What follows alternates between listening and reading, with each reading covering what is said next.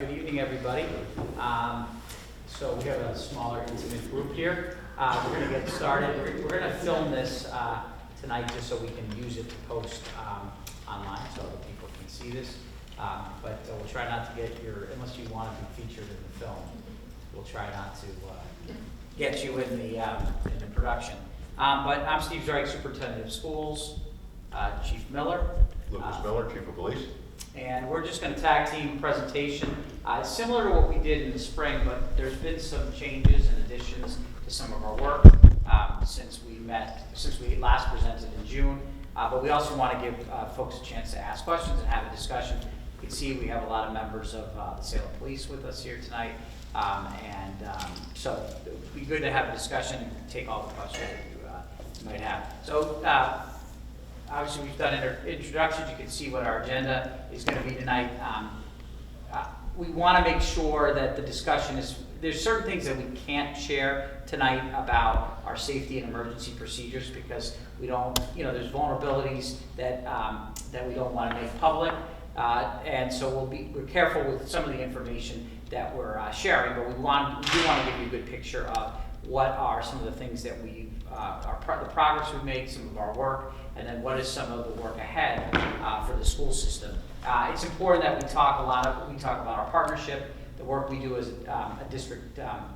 We have a district safety team, and I want to share some of our recent initiatives, work in progress. We really want to talk about ALICE, which, as if you're parents in the system, or staff members, you have a sense of what the ALICE drills are, but the chief's going to talk a little bit about that, how we look at incidents that occur in the schools, and then more importantly, what's next. We have a list of things that we want to focus on, and then finally, I'd be remiss if I didn't say that relationships and mental health were as important, if I would say more important, than any of the work that we do to harden our buildings on a regular basis. While we are taking steps to make our schools safe every day to prevent tragedy of any kind, the fact is that the most important thing we can do is ensure that there are relationships, strong relationships, and strong mental health supports for young people, for staff, for families, so that we can avoid any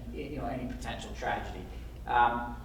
And again, we want to have a discussion. Last time, when we did this in June, it was right after Uvalde, and so we had perhaps a little more interest, and sadly, this ebbs and flows, right, as if there's an incident that occurs across the nation. Obviously, there was just an incident at the University of Virginia, but it's important that we not just that we don't, as a community, fall into a sense of security or false sense of security, because the fact remains that this can happen anywhere, anytime, and we have to be prepared and continually plan whether we're in the aftermath of an incident or not. Just a few things I want to share. There has been a long history of cooperation and collaboration with the Salem Police and the Salem Public Schools that predates my time and Chief Miller's time, but there is a strong commitment to supporting, I think a proactive and then empathetic approach to how we deal with our young people in schools.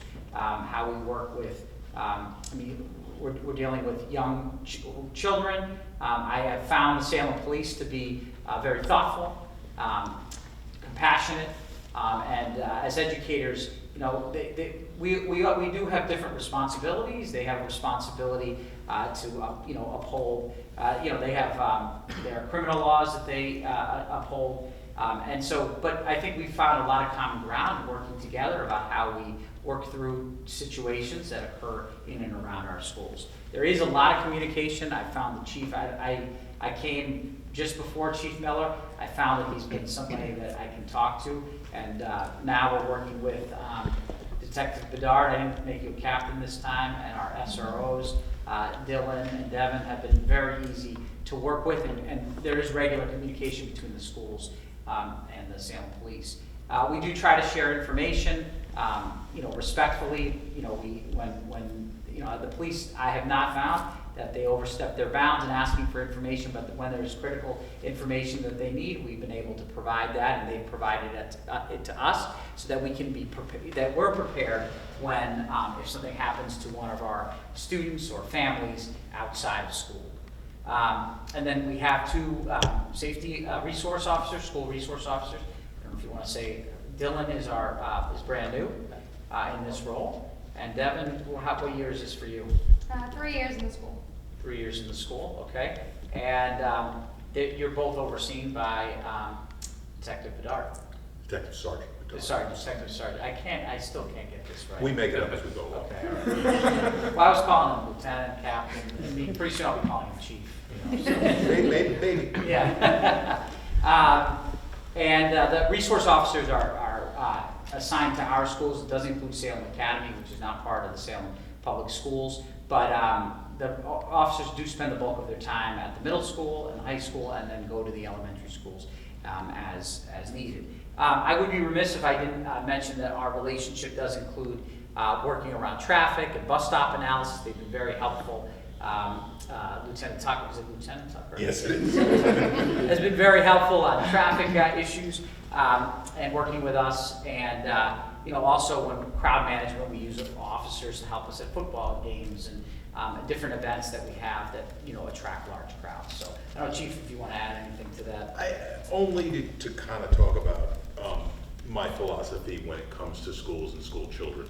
I think, in thinking conceptually about sending your kids to school, our kids are, if you want to think about them as possessions for a minute, right? They're our most valuable possessions.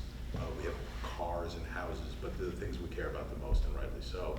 And yet we send them off to schools, and we expect them to come back in the exact same condition that we sent them away. I think this presents, obviously, the schools with a huge challenge, and I know there are people in this room who could speak more eloquently about that than I can. But my role as police chief is to preserve those children, both from the standpoint of them as victims, right? We want to avoid that at all costs. But where school children are involved in criminal activity, we have to take a do not harm approach. We have to borrow from the medical world, where an arrest is really our last resort. Sometimes it is necessary, but where we can accomplish some kind of resolution to a situation safely and justly without putting anybody in handcuffs, we're going to err on the side of that. As Dr. Zrike said, we speak on a very regular basis. I would say certainly weekly, but sometimes it feels like every hour on the hour. But I think he and I really see eye to eye on a lot of things, but principally that there are a lot of ways that we can keep kids safe, both, again, from being victims, but also from that harm that an arrest would cause a kid, and still get our jobs done, although it is sometimes challenging. I'll stop there, and we'll get into the nuts and bolts a little bit. So just how we approach safety and emergency planning in the district is we have a district safety team that meets monthly. And this year I put myself in charge of the team based on obviously what had happened in Uvalde. I felt like we had a lot of work to do as a district. I wouldn't say we were behind, but we had a lot of work to do, and especially after learning about some of the things from the Uvalde case. And so the team meets every month. We typically do it over Zoom, and there's a representative from each school. Each school has a representative. It's usually the assistant principal, but it can be somebody else designated from the school. And we do have the different departments in the district, a representative from services, because in a case of emergency, for instance, you'd want to have access to food. We have our health services, we have transportation. So it's a large group. Nursing is a part of that. And then we have representatives from the community. We have fire officials, we have our SROs are part of that, other representatives from Salem Police. We have somebody from the hospital that's now on it. And the agenda is generally set by me, but different folks can put items on the agenda. And it really is the way that we communicate to our schools about the different things that they should be putting in place. Every school is expected and required to have their own safety team that's representative of different staff from the school, and they're supposed to be meeting monthly as well. And the school can design it. We have a list of every school and who's on the team. Usually you'd have a custodian, the nurse, you'd have the school leadership on the team as well. Our purpose is really to look at our protocols as a system to make sure they're up to date. We do coordinate our drills, our evacuation, shelter in place, medical emergency, and our lockdown drills, which we'll talk about, our ALICE drills.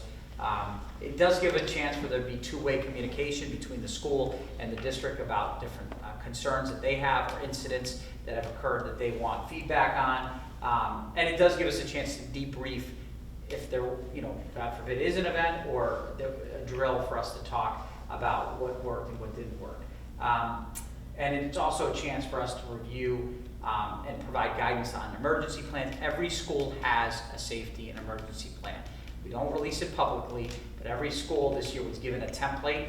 So it does look similar across the schools, but there is specific information about who their safety team is, what their evacuation location is for each school, and then specific things related to each of the schools. But we try to keep it consistent in terms of the general language, the protocols that we use, and in this in the guide is different protocols for different events that might occur at the school. And each school is expected to have like I said, a safety team that reports out. The one thing that has been a great addition this year is sort of fell out of the sky is there's a community member who is who offered his services pro bono, who owns his own safety consulting business. He has a younger child who does not go to the Salem Public Schools, but this man has given a tremendous amount of his time, and he's conducting audits of every school. So he's walking every school with our custodial crew. I did a couple with him, and the things that he noticed and picked up on, and then he gives us a full report.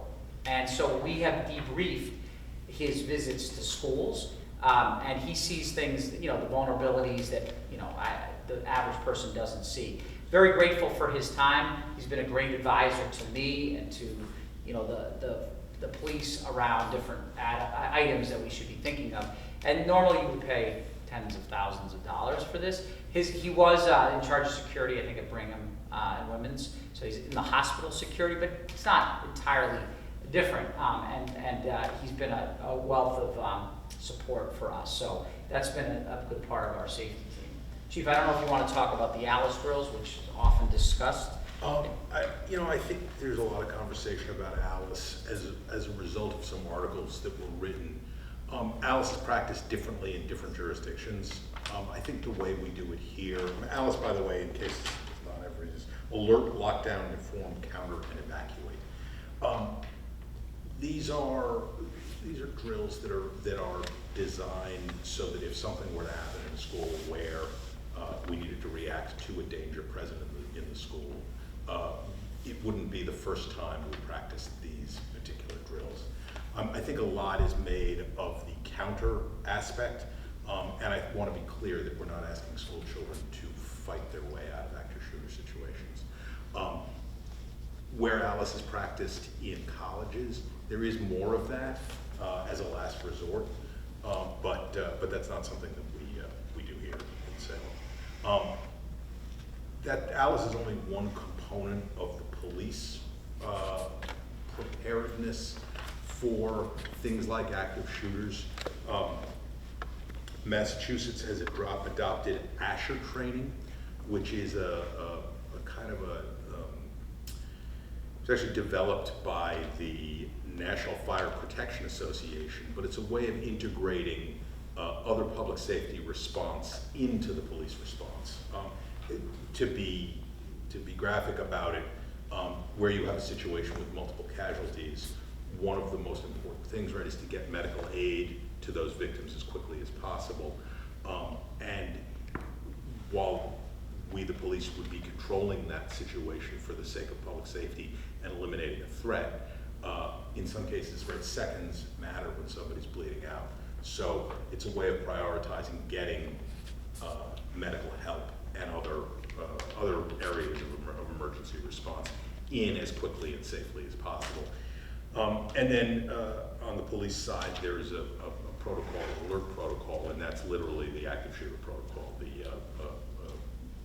the idea that we take the threat out as quickly as possible. Obviously, failed in places like Uvalde, but has been practiced successfully in many other circumstances, and it's something that we train on. And it's not an exotic principle, but it is a change to what police training was like up until the Columbine shooting, where isolate and contain used to be the operating principle. Of course, that led to literally the deaths of the people in the area that we were containing, but where where police commanders were really taught to slow things down.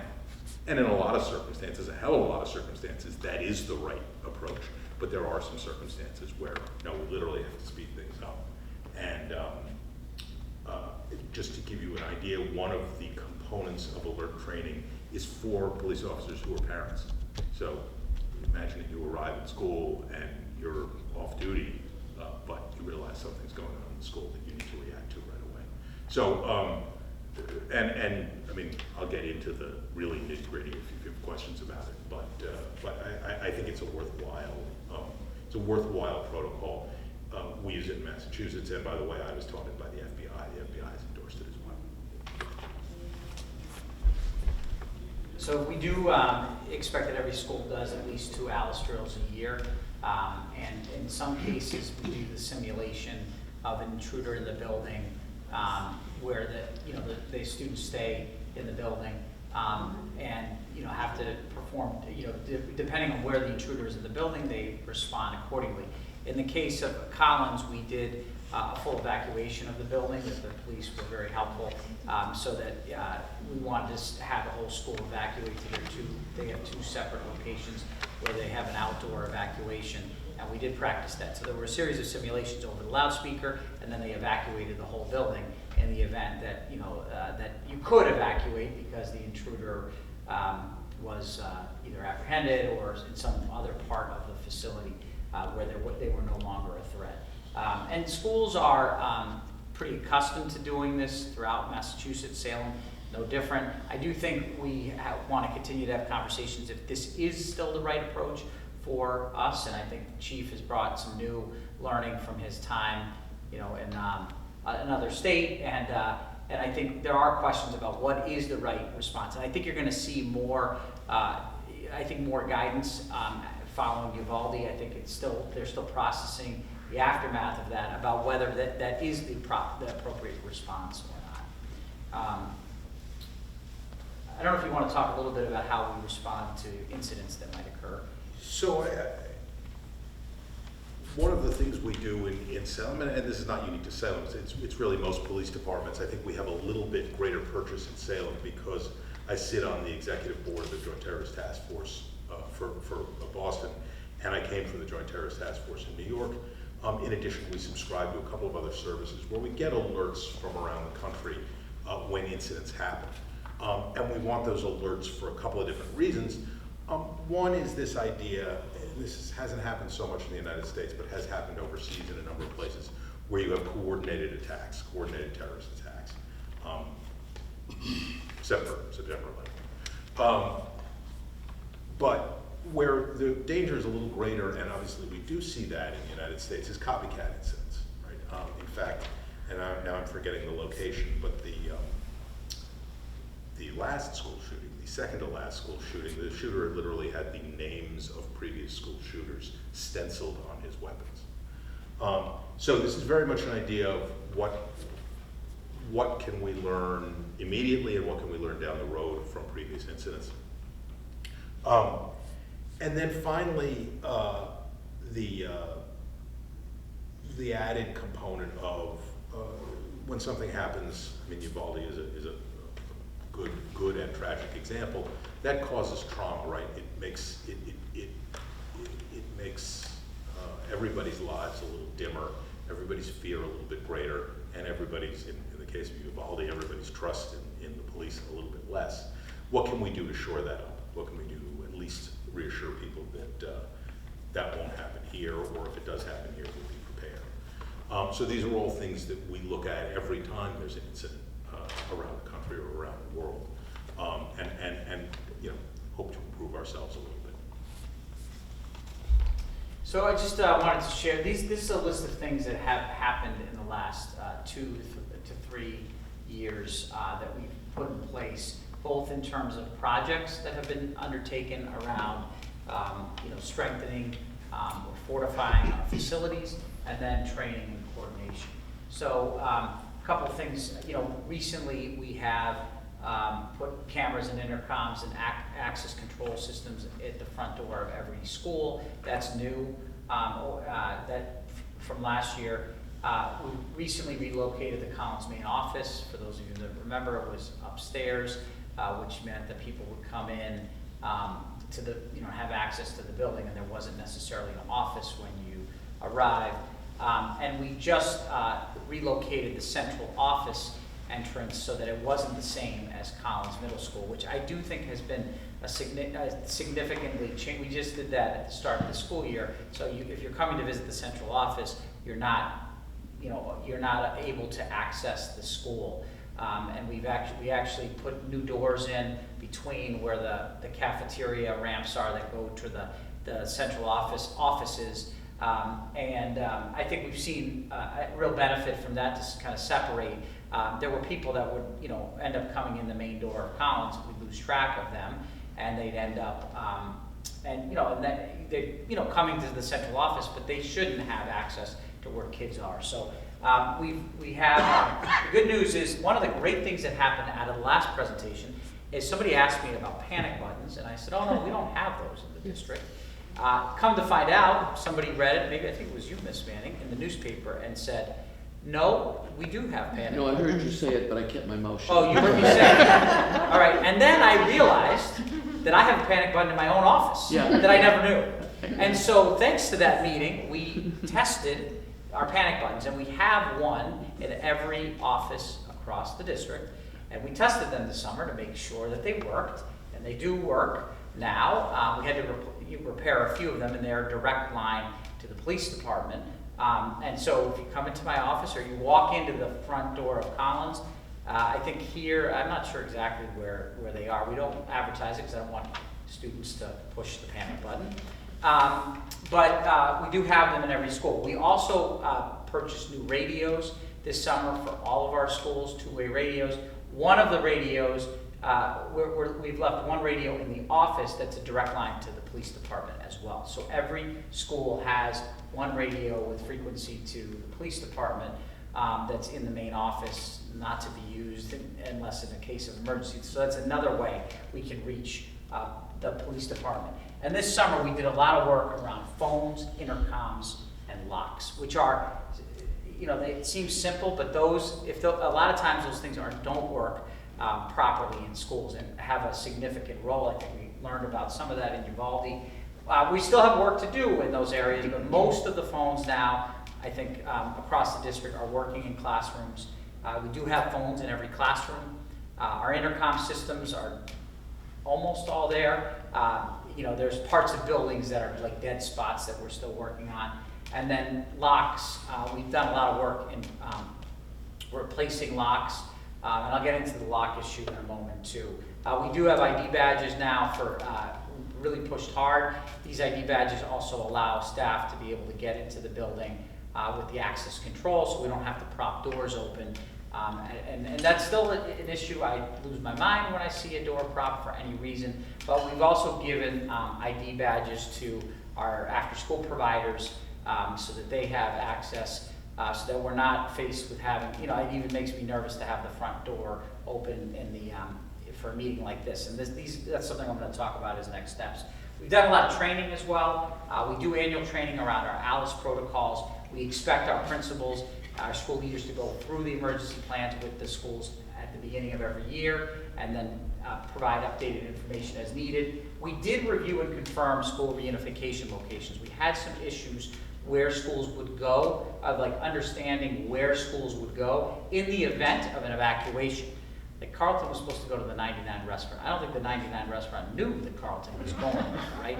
So we're still working on the Bentley ECC, where is a good indoor location for them. But we made sure that schools contacted the places that they were supposed to go so that they were aware, and the police were very helpful in this as well.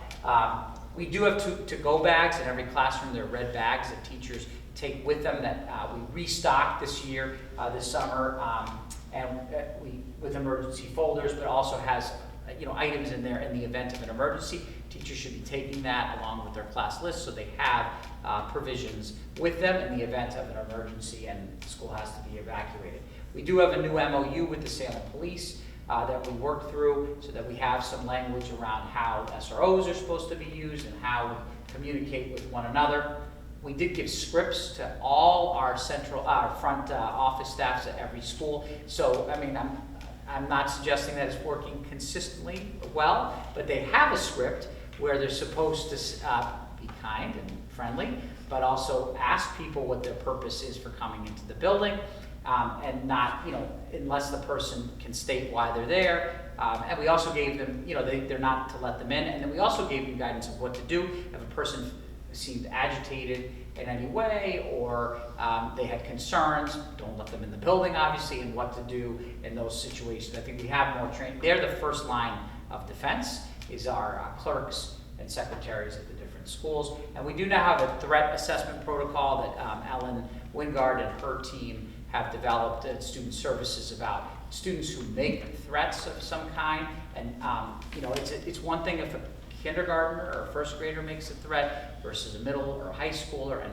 what the protocol is, and to when do we notify the police of a threat, and how, and so that we're making sure we're taking any threat seriously, and schools are required to submit those threat assessments to. We have a central system to collect all of those when a threat assessment is done on a particular student or situation in the school. So work in progress. We've done a lot, but we have more work to do. We are in the process of installing security cameras across both middle schools. The system at Collins is a little more sophisticated than what will be at Salts, but they both will have cameras, and the high schools. Already New Liberty and Salem Prep have a camera system, but Salem High has the same sophisticated system that Collins. You can actually see that it's in. It's not working yet, but it's in. And by December, we should have access at both schools to cameras. We don't have cameras right now inside those schools. Now, we don't have them in classrooms. We don't have them in bathrooms, but we have them in hallways, large spaces, and places where people would congregate, front doors, lobbies, that kind of thing. And so that's going to, again, that cameras don't solve all the problems, but it's another layer of protection. We are doing a security audit of every building, as I mentioned before, so we will have that complete by the end of this school year. We are practicing evacuation with schools. It's not something that we've done. I would like every school. Obviously the weather now is going to be an issue, but I would like in the spring with our partners here to practice the actual evacuation of a building to another site. Collins already did theirs, but I want every school, and I don't know if other schools are scheduled or. We have soft drills all scheduled for the fall. Okay. And the spring is usually when we do the the evacuations. evacs, nice weather. Yep. We're going to introduce a visitor management system at Salem High. We actually have the system, but we haven't launched it, where when you come in, you have to show some form of identification. It'll scan your ID. If you don't have an ID, we'll work with you on that. We'll take whatever you do have. We're not going to prevent somebody that doesn't have identification, but if you do have identification, it'll have us be able to track visitors. You'll get a badge, and it'll be all. We'll be capturing that data in the system, and a lot of high schools have that. If you go around the state, we're going to try it here first before we roll it out in other places. I think exterior lighting is a place that. See, it's a little dark out there at Salem. When you come in here, we do have some lighting issues, and externally in school, outside of some of our buildings, salt install, that's been an issue as well. I think that's something we need to continue to work on. And then this last one's a big one. While we do have locks in in most of our buildings, one of the problems in some of the way the locks were designed is you can't lock from inside. the class. So if a teacher wants to lock the door, right, they would have to go out of the classroom and lock it there. Now there are systems, and you don't want to keep the door locked during the school day because then kids can't, if the door closes, they can't get back into the classroom, right? But they do make the magnets that you can put on the door, so the doorknob can be locked, but when the teacher wants to lock the door, they just pull the magnet off and then close the door, and the door will stay locked because it's locked from the outside. Right now, and so Bentley has that, where I think Bates is a school that we have to look at, and you might know from. My door's locked all the Your door's time. I locked have all a the time. doorbell. Because we want With a teachers doorbell on and the students to outside. be able to lock themselves in the classroom in the event of an intruder. So that's the piece. There are locks on, I think, almost all the doors in the system, but the problem is whether you can lock them from inside or not. So that's something we are working on right now. And then some of the work ahead is what's next is I want to review after and before school plans, safety plans for each of the schools. I do worry about before school, and I worry about after school. Our schools are wide open in some cases because we have a lot of programs, which is great. We have a lot of programs for kids, but I think we have to work on making sure we have better safety protocols in place for those spaces, and working with our after-school providers to make sure we have a lot of providers who are working, especially here and at Collins, but we do have, and most of our schools, we do have after-school providers, so that's something we want to look at. The state is released, or will be releasing funding for safety upgrades, capital projects related to school safety. I actually haven't seen the request for proposals. Dominic, I don't know if you've seen it recently. But one of the things we do need is vestibules in schools. So when you actually have to come into the school twice, you're let in, you have a conversation with people before you're actually then let into the main building. Newer schools have that design. We are working on that for Salem High because we're already working on getting a window panel so that you would come in the first layer of doors.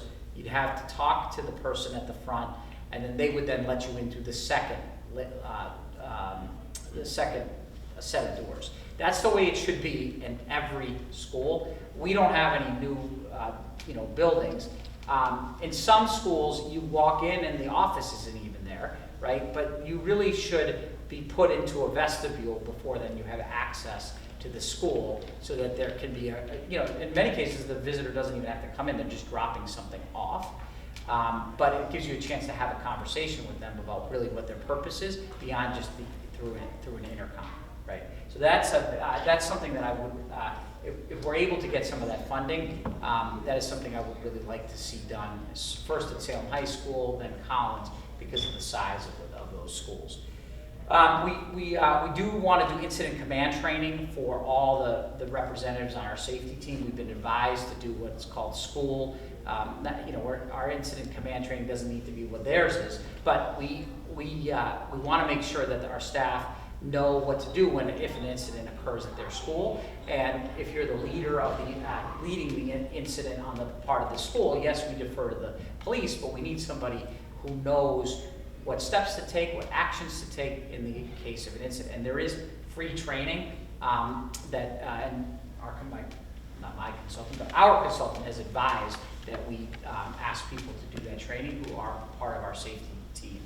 I want to make sure that we have after-action processes that are consistent, so that when something does happen or drills happen, that there's a debrief, that you're talking about, okay, what do we do well? What are some things that we can do better next time? There should be a process of reflection when an incident occurs with the police during a drill, or if, if an incident occurs, you want to be able to debrief and capture what the learnings were. And then the chief and I have talked about doing larger tabletop exercises, which would be to stage a serious incident.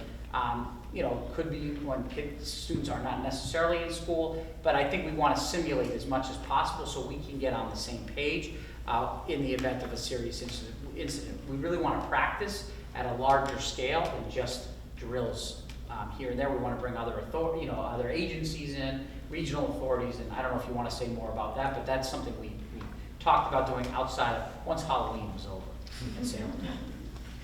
I mean, I think from the police end, in terms of preparation for these kinds of things, there's two sides of it for me. One is the kind of the nuts and bolts preparation, and I can get into the nuts of the nitty gritty if you want to, if you have questions. But things like breaching tools, things where again in other incidents we found police departments were lacking. And it was an opportunity to shore up some of the stuff in the Salem Police Department, the trunks of our cars. But I think it's also worth talking about, if you look kind of philosophically at these incidents, and you try to find the weakest point, the point where we would have the most opportunity to intervene successfully in an attack on a school, it's not once the attack is started. It's not with our breaching tools or our ballistic shields or our guns. It's before that person even enters the school, and that really comes down to our mental health ability, our ability to address people with mental health issues, our ability to assess threats where they're brought to our attention, and to that end. We've already doubled, so we have a mental health clinician program within the Salem Police Department. We've already doubled the attention we get. We had one clinician, now we have two, but we've received federal grant to double that again. So we'll have essentially 2 40-hour blocks of per week of mental health clinician attention. Obviously, most of that will occur during daytime or evening hours. We still haven't quite, we don't have the second half of that in place yet, but as we get it in place, we'll try to divide that attention up as much as possible and then have somebody on call. So we'll really have somebody available 24 hours a day. But also, we have increased the mental health training that all of our officers get. And then we've partnered with William James College in Newton to send, unfortunately it's one at a time, but one officer at a time, to get kind of graduate level clinician training. It doesn't make them a full-fledged clinician, but it really dramatically improves their ability to correctly assess those cases that come before them. So we have increased our ability to respond to a terrible incident, but we've also hopefully increased our ability to prevent it from happening in the first place. And that's something I'm particularly proud of during my tenure in the department. There are also some things that we have in the works, and including Salem really doesn't warrant a SWAT team. We don't have enough incidents that call for that kind of thing. But what that means is we're a little behind the 8 ball if we do have something that requires an up-armed and up-armored response from police officers. So to that end, I am going to get a couple of officers on each shift trained in a little bit better, not all the way to SWAT, but a little bit better prepared to respond to something like that. And I'm going to put 2 officers on the regional SWAT team. So I'm just looking to cut down the amount of time it takes to get an intervention in place. Along with that comes tactical medical training. Again, when one thinks about some kind of shooting, and we don't need to dwell on school shootings, it could be an active shooter anywhere. Having officers who really know how to apply battlefield medical procedures will save people's lives. So again, not something I want to dwell too far on, but something to think about. Yeah, so just to segue, these are our last 2 slides before we turn it over to questions and discussion. But as a district, I started by saying I do think relationships matter the most in mental health supports. We continue to try to do more, just as the police, in terms of supporting the mental health of our staff and students. We've trained our staff on mental health in schools at the beginning of the year. We did universal training for staff. We've launched mental health screening at 6th and 10th grade, which includes education on mental health for young people. That's just the start, 6th and 10th grade, because in 7th and 9th grade, we do a substance abuse screening for students. We have launched the citywide mental health task force, and I'm looking forward to getting some recommendations that are forthcoming from that task force, where we have families and providers and community members that are part of that. And we've just contracted with an organization to do telehealth therapy for students. There are long lines for students waiting for mental health supports. And while we do have a tremendous amount of resources in the schools, we can't keep up with the demand and the need that exists right now. And so this organization, and the name is escaping me right now, but we pay like a flat fee, and families will have access through us. It wouldn't necessarily happen at school. It could happen at home, virtually, for families who we don't have enough clinicians, or we even have partner agencies coming into our schools and they're booked. And many of those agencies can't even find their own, the clinicians, because the school districts steal those people, because we pay more money for those folks. But this will give us more access for young people.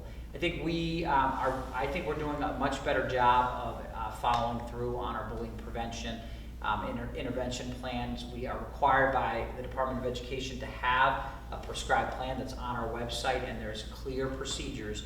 And with our new director of student services, every one of those has to be submitted to her. She looks through them to determine whether bullying occurred or not. And we're pretty clear that if a parent alleges bullying, even though we may think in our own minds that it's not bullying, we have a requirement to investigate the claim. We're trying to make sure that students have an identified counselor, a trusted adult that they can go to at all our schools. While we do have a lot of small schools, it becomes a little more challenging at our bigger schools, but it is, to me, that shouldn't be an excuse for students to be every student to be connected with a meaningful adult. While we do have a lot of counseling services, much of the counseling services prescribed by IEPs in ways that I've never seen in other districts. A lot of our counselors' time is connected to student IEPs. I do think we have to be a little more thoughtful about how we divvy up our services, because we also need some of our district counselors to be available when there is a crisis. Students experience crisis at all different times for things that happen outside of school or inside of school, and we need to have more flexibility in our own staff. Even though we are well-staffed, Salem High School has 5 adjustment counselors. That's a lot. That's independent from guidance counselors. I don't think any district in the state of Massachusetts has a better ratio of counseling supports than the Salem Public Schools. But I think we can use those. I think we have to be a little more strategic in how we use those resources. I think we have to understand that social emotional supports cannot be divorced from instruction. So you don't just say this is SEL time. We have to better equip our teachers and our staff to support the social emotional needs of students as part of instruction as well. And that's a shift. Students are struggling right now. There is no doubt. I live in a middle school. I see it every day.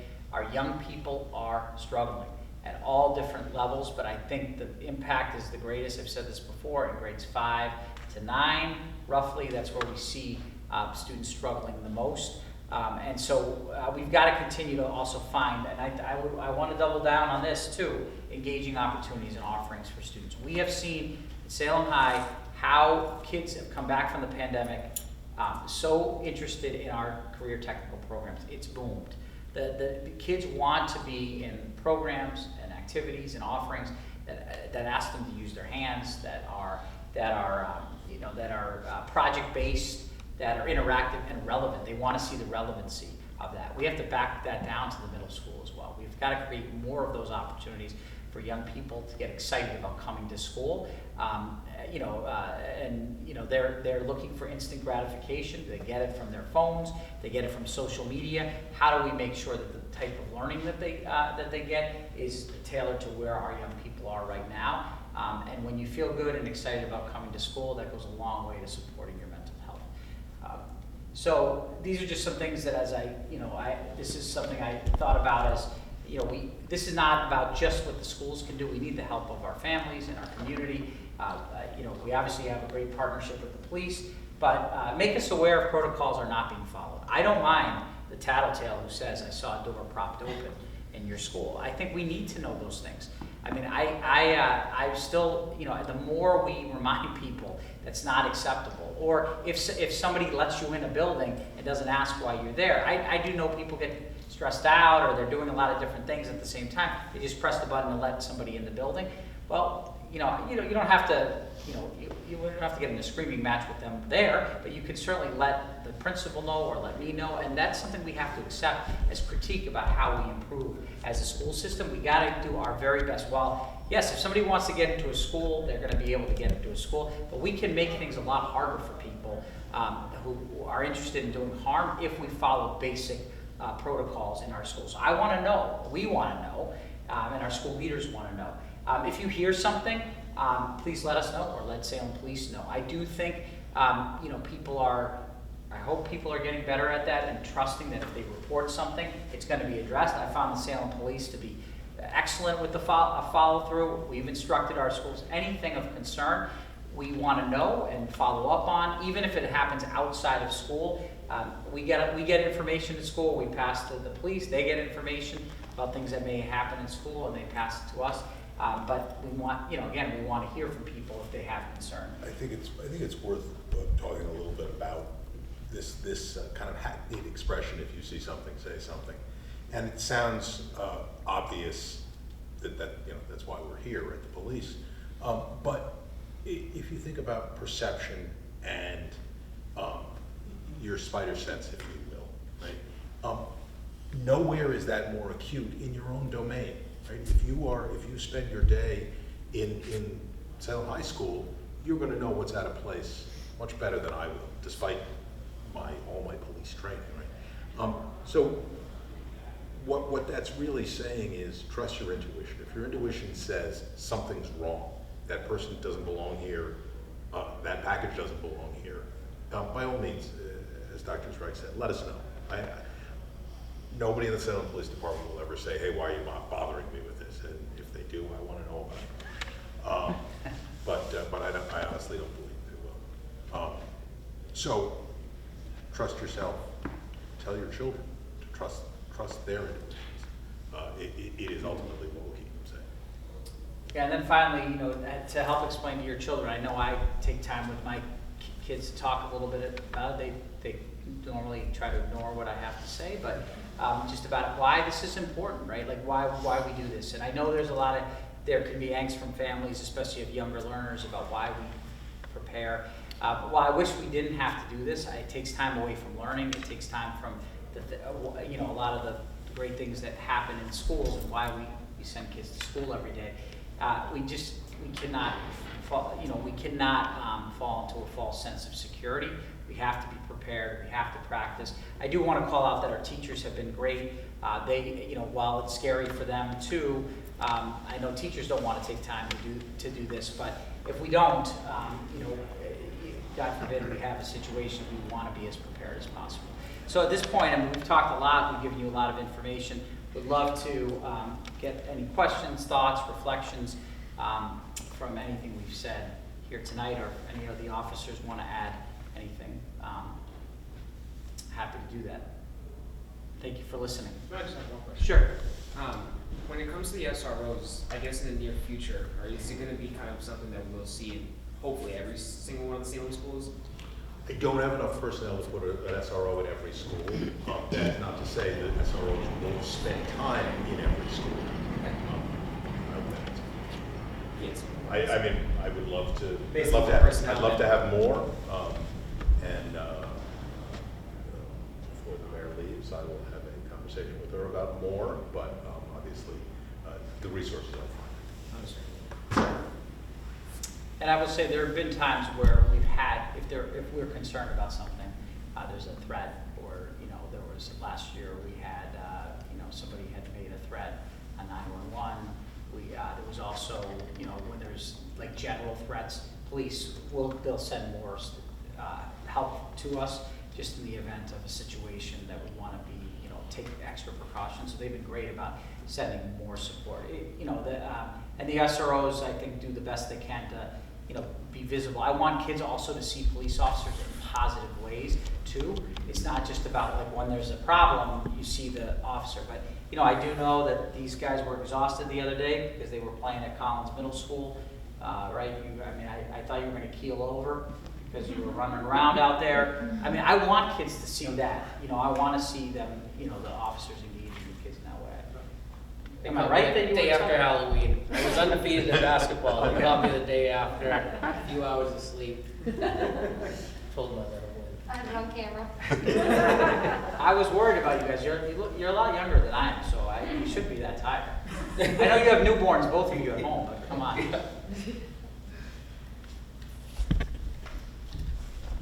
I have a question, I have like 5 questions, but that one is just related to what we were saying. So the first question is how many, when there's an Alice drill, how many officers are on a school campus during an Alice drill?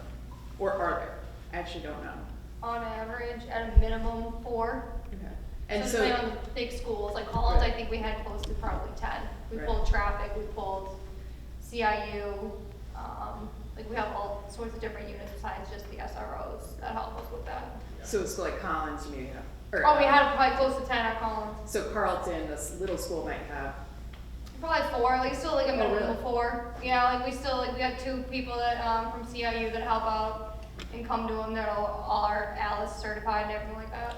Try to get a patrol officer that kind of patrols that sector. Yeah. To come to that, to walk the schools, to get familiar Yeah. with the property, go to classrooms, so they're aware, because they're gonna be in the area in the time of these events, so we want them to kind of get a lay of the land, Right. in a sense, so, like I said, we pull from patrol, more specifically that sector that they patrol, Yeah. to know that school, and CIU is our community impact team, for those who don't know, and I should have introduced Captain John Burke in the beginning.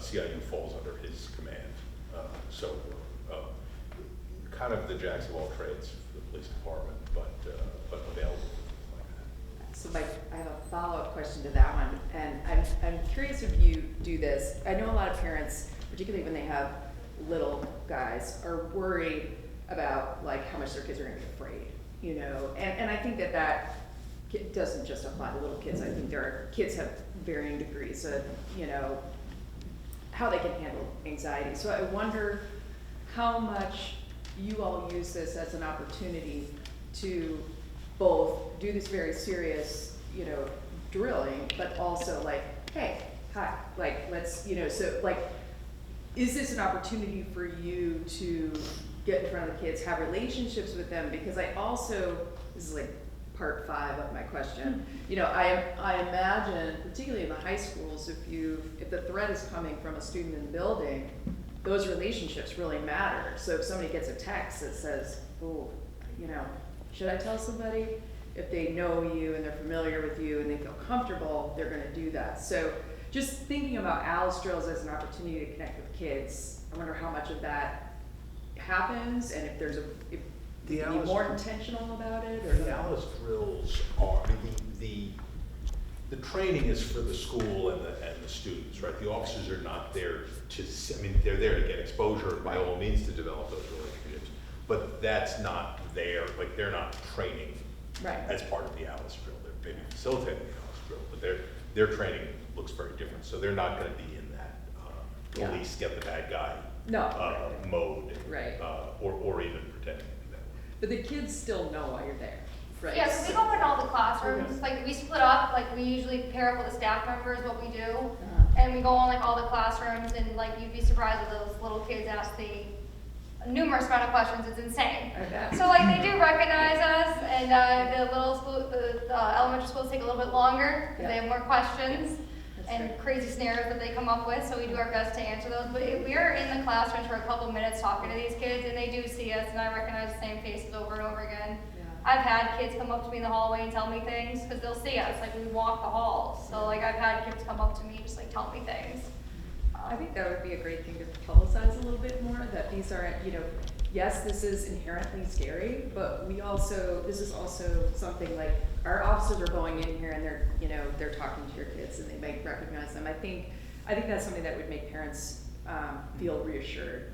to know that it's not the intention to have relationship building, but it's still happening. I think that's a great point.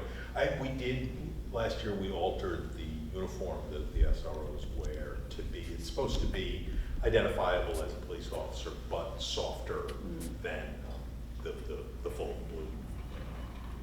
I think teachers do an excellent job though too of messaging appropriately to every age group. I think more guidance is probably needed for newer teachers the first time, but I think teachers who have, sadly been doing this for many years are pretty adept at, messaging to the age group around why we do this and not to be scared, and this is why they're here. And you probably see that, not to call you out, but as a teacher, I'm sure that you've seen that from your colleagues. Yeah, I mean, we talk about it, we de-escalate afterwards, like we debrief afterwards, but yeah, we have conversations with the kids and we get a lot of the same questions. What if I'm here? What if I'm in the bathroom? What if this happens? What if I have to go to the bathroom and we're in lockdown? It's like, it's okay. Like, we try to make it as humane as possible. But to piggyback on what Beth Ann is saying, I actually think a better scenario would be for the SROs to come in before an Alice drill happens and make those connections with the kids. Visit, and you guys are busy. Dylan, hi. Dylan was my student at Bates. I was. He was great. He was fantastic. I think that coming in ahead of time and building those relationships, visiting the classrooms when you have the time to do so, is probably more appropriate than doing it on the day of the Alice drill. On the day of the drill, I think if the kids see you, because they've already built those relationships, they're going to be more assured that you're there to protect them, as opposed to coming in after the fact. So maybe that's something that can be built upon at some point. I know you're really busy at the middle school and high school levels, but at the elementary schools to come in and make those connections as well. Of course. I like going to the elementary schools. Kids love me. We talked to the, was it Carlton kindergarten? That was probably the best conversation I had. So it's, We gotta play tag. we're juggling a lot of things, but I mean, it's something I definitely want to get into all the schools. I mean, we're essentially the first police officer they really get to meet, and that's an exciting role to have. And a huge responsibility too. So. Ideally, how much before the Alice drill would the SROs kind of address the class? I think throughout the school year. I mean, I think it's something they can build upon, not at a time of crisis, because at a time of crisis, kids are already crying and they're already upset. It needs to happen ahead of time. And so that way, if they see a familiar face, they would be, oh, okay, this officer's here to help me, not all of a sudden, this officer's coming in after the fact to talk to me afterwards. So it could be part of just the SRO spiel to kids. I think if there's, wouldn't necessarily need to be the week before. No, I think if there's time in their day to come and visit the schools and maybe make it more of an ongoing-ish thing than just when there's a crisis. I know we have SROs that come to the elementary schools when there's a crisis or when there's some sort of event that happens that we need them, but they should be there before that as well, to visit the classes and come in and talk about what their job is and talk about what their role is and, promote good citizenship and promote good relationships between the police department, so that if they see them out on the street or if they see them at Halloween, walking around, they can say hello and, hey, remember me? I'm at Bates and blah, blah, blah. And then all of a sudden there's a crisis and they would come in and I think the kids would feel more assured that these people are their friends. They're there to protect them, not just to show up after the fact. I think that's a great point. Can I ask a question? Going forward from this meeting, at the beginning of the presentation, I know that you both mentioned it throughout the presentation, mental health, which I'm a strong advocate for that. On the committee, is there someone from the Department of Mental Health that sits in that committee that we meet monthly? Because I didn't see it on the slide, but I don't know if that just wasn't mentioned on the slide. On our the district safety team? Yes. No. Can you repeat the question? Just, is there, A representative on the monthly meeting that they hold, is there a representative from the Department of Mental Health? no, we have our Director of Student Services who's on it, but we could have somebody from the Department of Mental Health for sure. In fact, I do know somebody who is a Salem resident who works for them, so, or if you have recommendations, are you recommending yourself? That's what This is what happens when you come to a meeting, we may. I'll be happy to. I said on another one for another city, which I work through. I Okay. don't work through Salem, but I could, absolutely. I could. Okay, well, we have to follow up with you. We know where to find you. I think it's probably a good idea to have somebody on our monthly, in our monthly meetings. I bring it up just because I know that you mentioned it, which I think is a great idea, and I know the site director where I work, she does sit on a board very, very similar to what. I mean, I also think it makes sense as we have more clinician resources available to do this on somebody. Yeah. To definitely meeting. Sure. My question is about the door locks and just, is it all the schools that don't have doors that lock from the inside, and how quickly are we gonna be able to solve that one? Because that seems to me like a really fundamental Yeah. problem. I have people auditing them right now. They all lock from the outside. It's the ability to lock from the inside. And so we were exploring the security consultant. For instance, Horseman has these magnets. He recommended another tool to use. I think Bates is a school that we still, that's a school that's been on my radar, that has been surfaced as one that has issues with locking from the inside in the classroom. Mine don't. So mine, Your classroom's fine, is what you're saying. my classroom, my two front doors that face the stairway, Yeah. lock from the outside. Yeah. I keep them locked all the time, and I installed a doorbell. Like literally, it rings. I see. So my door is shut. But you can't lock it from the inside. I cannot lock it from the inside. My other door, which leads out to the theater, it locks on the outside as well, but that remains locked all the time. There's no way to unlock that Yeah. without a key. So that door is shut all the time unless we're teaching in both spaces. Yeah. But that door also, I can't lock it from the inside, but it cannot be unlocked. Yeah. It's locked all the time. The security consultant recommended that we have like a latch that could be used. And so we need to investigate that. So yes, that should be top I priority. mean, I don't really know how to prioritize it, but it just feels like something that Yes. we want to be able to Yes, do fast. I think you're right about that. And it's not high cost the good news is our locks work. So that's the high cost, Right. having the tools to make sure that they lock from the inside. That I would agree with you. Just to follow that, and then I have a question. Yeah. When I left Collins, that we were in the process of finishing up on the reinstallation of locks throughout that building that were locked from the inside. Yes. So that building should have those still Yes. working on. Yes. Okay. Collins is not a building we're worried about. Back to the SROs in the elementaries and stuff. First I had a question, and I couldn't tell if you said that the SROs do or do not still cover the academy. Salem They do. Academy. They do. Okay. I mean, I think the solution to the elementary situation that you were talking about and other folks, because it doesn't do the trick to go in the week before the morning of an Alice or the week before or whatever.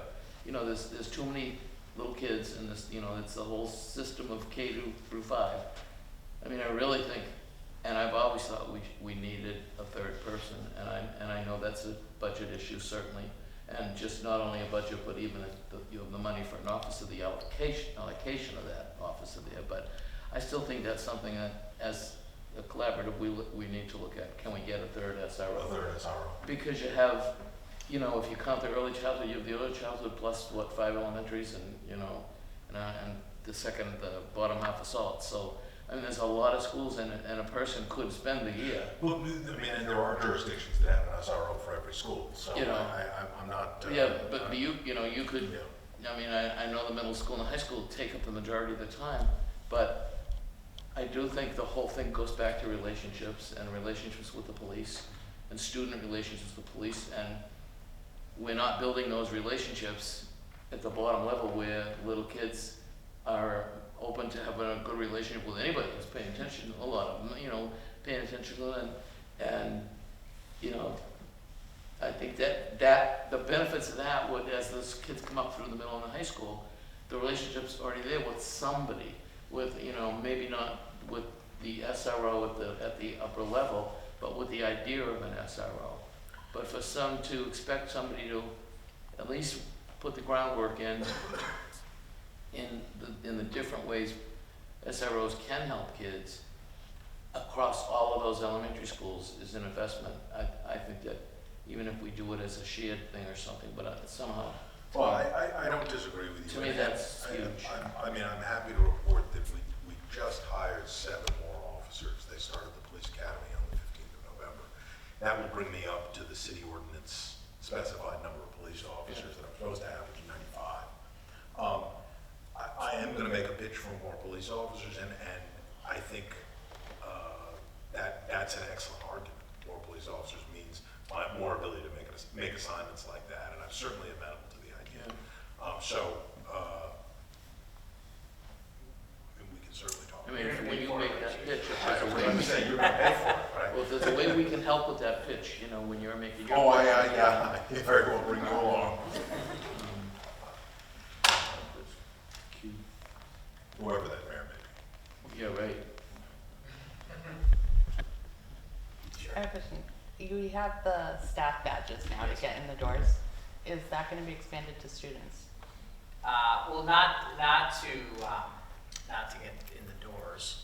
I don't know if schools use it. I've never seen a district use the badges to have kids get into the school, but maybe I'm wrong. There is a lot of discussion about whether students should have badges or not. And I've gone back and forth in this. I think the challenge is that it becomes another thing that you have to really enforce. And it's hard to, get that level of consistency. But I do understand why you want to know exactly who should be in the building at all times. So I do think that's something we need to discuss more as a team, because every district I've been in, I've made the suggestion and people push right back because they say the enforcement for staff is really hard to make sure that every child, because they lose it, they disappear, and then you end up fighting with, not fighting, but going back and forth with students about having their badge. So I'm interested in ideas. Do you have suggestions? Specifically, I'm thinking here, Yeah. the students who are in the automotive program. Yes. Yep. It's always a problem at that door, It is. them coming and going. It's ridiculous to ask them to walk around the building to the front. Yep. So they're coming in, I mean, maybe you can try it, test it with those students and Well, there is a If you're there's- right. There is a card reader Yeah. at the door. That's an interesting idea. I That mean, is they're that is a high pain school point for us. kids, and we because- want to give them their independence, and we Right. want to move them on to the next level of. Yep. I mean, they Yeah. should be able to come and go. It's a campus, you know what I mean? They're not in just one building. Yep. That is a pain point because you're right. I mean, otherwise, we don't want to leave that door open, and then but they do have to walk all the way around, which is it's a decent walk in the winter time for sure. But yeah, I don't know that I have a good answer for that identification, because I do worry. Not that I've seen this be a problem in Salem, where people, unauthorized students get into buildings, because you can't tell if they're a student or not. So our relationships do matter a lot as well. But there's always the concern that somebody will come in, you can't identify, you don't have a way of identifying whether they're a student or not. And it's not something I've seen here, but I know that's something that schools do worry about. And if there's ways, if there are different ways that districts do that, that doesn't involve like everybody having a badge on them, I'm open to. I mean, I don't even know, suggestions. maybe the new security camera, the system can have a buzzer to so whoever is in charge of the door can buzz the door open. Oh, from 'Cause there. then- yeah. Yeah. I mean, I don't know if that would be easier or cheaper, or I don't know. It's Yeah, just, that's a good, that's a good point you make about that door, because that is a pain point for kids going back and forth from automotive, yeah. I mean, I've had to tell students, I've seen them prop it, because they know they're coming back. Right, And I have to push it closed and be like, I can't Yeah. let you do that, you're gonna have to walk around. yep. Steve, do we know yet if the security cameras in the high school and the middle school are gonna be simply video or audio? I know we. I this don't know if they're before, audio. and we were trying to find out, I was trying to find out if they're audio, we don't know that yet. I don't know the answer to that. I think. I mean, I think with the time we need to find that out is when they're being installed, like what the Yeah. capability is, and then what do we wanna do with that? Cause I mean, there are some concerns both ways on the audio part, that I feel, Okay. you know, it's, I have a question related to the badges. I have this, my business partner and I were contracting with school in Lynn, high school in Lynn.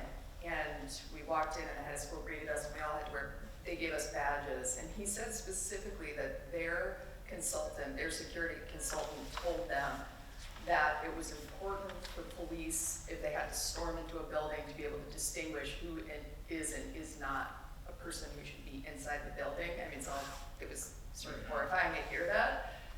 But they said that's why they ask every visitor, every student, every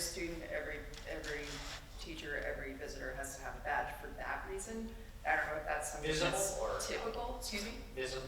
Visible. Yeah. Every student has it, we had to have it, and you walk to the school and you do see everybody's got one on, and that was the reasoning they gave? I mean, I certainly think it's desirable, from our standpoint, but it's, Yeah. it's a tough ask. Yeah, I mean, in a perfect world, I'd love to see that. I just have to I want to figure out how we do it logistically. Yeah, I don't know how you do it either, I just didn't know if that was. I don't know of any larger, I don't know of any larger high school where they do that. But I think it's good to aspire to something like that, because I'm sure it would be helpful to the police, right, to know exactly, right, who's not supposed to be in there. So, I mean, we have enough trouble just getting teachers and staff to wear their badges all the time. I try to model that the best I can. But yeah, I do think you're raising really good questions about we do make, when a visitor comes in, we do give them a badge as well, but our students, there's no way to know if it's a student or not, other than, the relationships that people have in the building.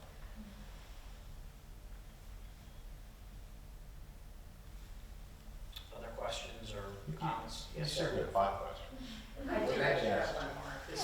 No, go ahead, you didn't have a chance to ask your questions. No, go ahead, I've really taken up a lot. So, Salem, all the parks in Salem are pretty much,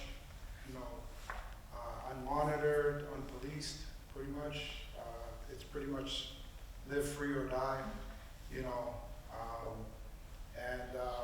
my concern is about, how much money and resources were spent at Bertram to bring it up to be pretty much a really nice field where, it could be used for, the high school, which is an awkward situation because the high school has to walk Right. all the way to the middle school to use the football field. And then the middle school students can't really use it because it's, it's hard to shepherd the middle school students and keep them away from danger. So that's pretty, Bertram Field is unmanned. It's unpoliced. There's no community house there. There's no supervision by, no budget allocation for staff or for police at Bertram. So my concern is that, things can happen there, and what can be done to prevent stuff from happening at Bertram, and also, how can we strengthen that to be more of a community environment? I know right now it's pretty cold to, have people, just walking around and make that more of a community setting. But my concern is, looking forward, you know, you said you're, you know, that, you know, you're looking at budget issues and hiring officers. In my particular case, I'm looking at the hours of, like, let's say 3 o'clock when the kids get out of the middle school until probably 6 o'clock when the parents can pick them up, you know, from, you know, the after-school programs like the Boys and Girls Club, the League program, things like that. So I know that Bertram is somewhere in, you know, in no man's land between the school department, the city, and, you know, the high school, and, excuse me, no person's land. You know, nobody really wants to kind of take responsibility if something bad happens there. So that's my question, is what can be done, you know, to kind of foolproof Bertram Field and make it more of a community space where if some middle school kid wanders off there, you know, there's some police presence or at least some staff that can pretty much intervene if something like that happens. I mean, I think if there are specific events, we will and have assigned police officers to those events. You're right, we don't have enough staff to assign somebody simply to be present there at all times, on all days. Is there a specific danger that you're worried about? I mean, is it simply abduction of kids or? I think that that's just the time where children are at risk, you know, between 3 and 6. I think it's not to tell a middle school student that they can't, you know, go there is for their own personal safety, you know. I just think it's underutilized. I think the virtual field should be used more. You know, sports. I know that sometimes when they cut down on the budget, they cut down on sports, they cut down on music, they cut down on art. You know, but I just feel like, you know, after they spend all this money to make that specific field, you know, modern. Well, I have to say, You know, that there should be some type of that community house, maybe something where somebody is there. yeah. You know, it could be self-funded. It could, you know, maybe there's some grants out there to fund a community house, or even, I don't know, you can sell Milky Way, Snickers bars, whatever, to self-fund some staff to be there. I mean, it's just, to me, it's unmonitored. I mean, I don't think that way, but if someone did want to hurt people, they could have done somebody there. Well, we And do, nobody- that no one- space is heavily no one they used. find out. That field is heavily used during the fall and spring seasons. Every night, every afternoon, we have practices there. So there's a lot of activity, and there are adults there for those reasons. Then during the day, we use it for the phys ed classes do use it. But in that span of 3 to 6 that you described, almost every night during the fall and the spring, it's pretty. There's a ton of people there. That being said, I do think your point about that 3 to 6, like just anywhere there's like open parks and areas. I do worry about our young people, particularly middle schoolers who are not engaged in an activity, an after-school program.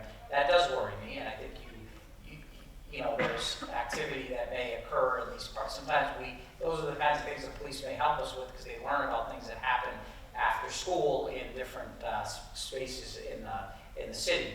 I'm more concerned with just I don't want kids to be unsupervised anywhere. Let's get them in a meaningful, structured activity somewhere in the district or in the city. I think there's still far too many young people that are not connected to a program, sports or arts in the after-school space. Is something I think we can do better as a community and make those connections for them. But Bertram is, you know, my office is there. It is a bustling place. You know, now it's quieted down. Like right now, there's not a lot happening there as the seasons have died down. But I think your point is well taken, just about like parks and open spaces in the community. I think you're not wrong about that. And yeah, I'd love to, but I think it's hard for everybody to cover those areas. But let's get those young people in activities where they are supervised and having healthy and productive relationships with each other.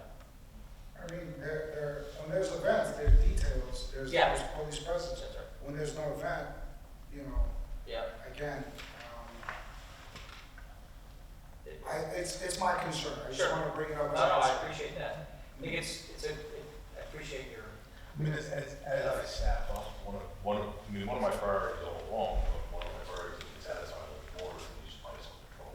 And Berkeley was a perfect example where, bicycles would make more frequent visits than certainly the officers on foot and the beat car can drive by, but that's a momentary visit. So, as I said, I can't promise full-time coverage, but I can certainly promise full coverage. I also would suggest that it could be people that are familiar with the students, because, if it's either staff from the school department or from the police who are in the schools already, they would be able to identify, without someone having to wear a badge, they would be able to identify who's who, instead of, just someone who, you said you call them SROs, what do you? School resource officers. School resources officers. So they pretty much can eyeball everyone on the field and say who, with the experience and the knowledge that they gain from being in all schools, it would make sense that they would be able to make a quicker assessment of the situation than, someone who's monitoring the rest of the city. You're also pulling officers away from the rest of the city. So it's just a suggestion that's all that needs to be looked at. I would love more school resource officers, and I mean, the point was made earlier, it is something that's on my wish list. Appreciate it. Thank you. do you want to ask the final question here? It's sort of horrifying, but it's kind of, I thought about it after Uvalde, and then I think there was a shooting after that in schools that also made me think of this, which is like sort of parents' panicked responses at Uvalde and like people storming buildings when there's a lockdown. And I mean, there are lockdowns happen, there was just one in Boston, and so, and there, lockdowns happen in schools like this. So I'm curious as to like, what's the police approach to panicked parents who have like Uvalde in the back of their mind, which is I'm gonna go in there and climb in a window or whatever it is that I have to do to, I don't even know how to speed this along. I'm wondering what if there are new protocols now. I think it's not new, well, I don't think it was practiced in Uvalde, but a reunification center is one of the most vital components to any whether it's a drill or a incident that turns out not to be that serious or a very serious incident. It's something that Dr. Zrike and I talk about. It's also something there's a local resource, the NEMLAC, which is the kind of the regional task force, law enforcement task force, has a reunification team where if there were an incident, I can call them and they will assist with that, so that my officers can kind of concentrate on dealing with the threat and the immediate aftermath. That way, we do have resources for that. Okay. So that just wasn't practice there. Like you're supposed to sort of corral people. There are a lot of things that work right. Well, But yeah, that's certainly. One of the things that you haven't been, knock on wood, too many lockdowns here, but I have in other places. The challenge, parents often get frustrated that they want to have information right away. And the focus for the district and the police needs to be to ensure the safety of the staff and students first, before the communication starts going out. And you have to assess the situation.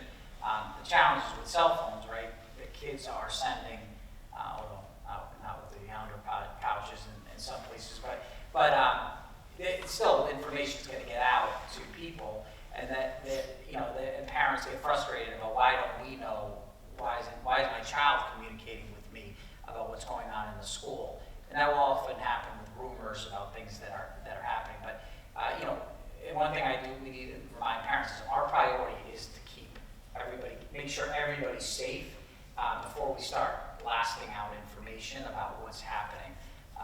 And so I do think that's something I can do a better job of communicating to parents in the event of a lockdown. And so, we will lock down buildings, even though there's, just to be precaution, there can be a medical emergency as well. That does happen frequently, that we, in buildings, somebody has a medical emergency in a building and we have to, shelter in place. It's not a full lockdown, we don't have people barricading, but, it's a shelter in place. And then the school resumes as soon as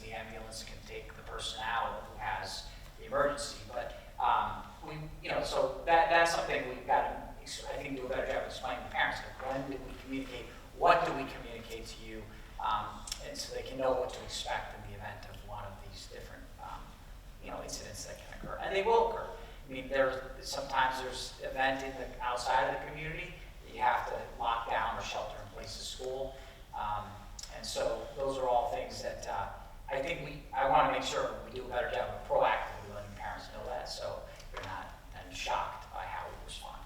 The guidelines for a critical incident, for police public information officers, as it turns out Captain Burke is my public information officer, is to give hourly updates to the community and the media. If you think about how long it is during this, there will be some dissatisfaction no matter what, but it remains a priority.